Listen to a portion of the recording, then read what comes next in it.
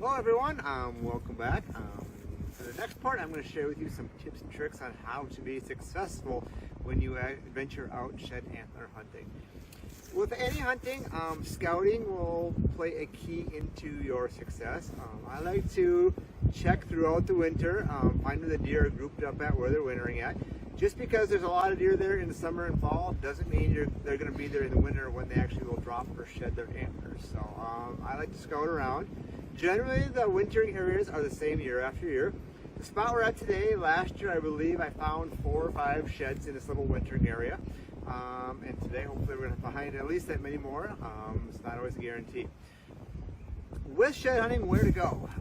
Like I mentioned before, it takes a little bit of scouting, more to check and stuff like that. The best areas are bedding areas where the deer are spending a lot of their time and days bedding down, resting.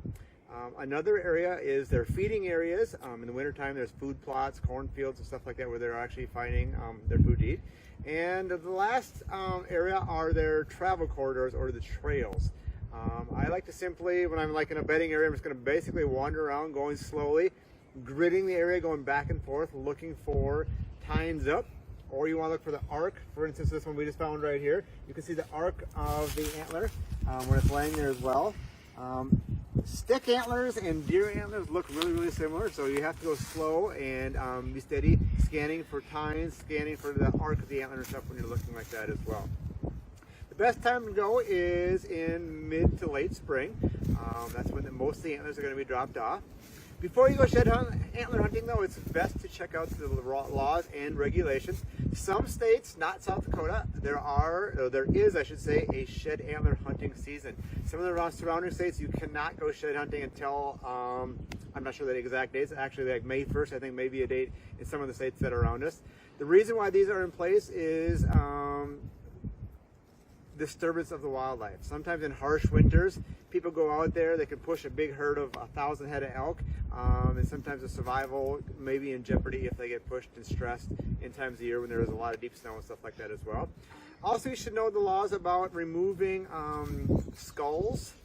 It's also against the law in many states to actually remove the skulls of animals that you find while you're shed hunting.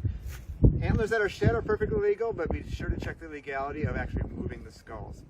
Now what we're going to do is, myself along with my co-host here, we are actually going to venture through the woods here, trying to find some antlers. No guarantees, like I say, when you're not looking for antlers. Little dips, ditches, fence lines are also a great spot to look because when deer jump the fence line, sometimes the jolt will knock off their antlers as well. So I like to follow trails, look for fence lines, and once again, mainly it's about luck, but it's better to be lucky than good, I would say. So stay tuned, we'll see what we can find.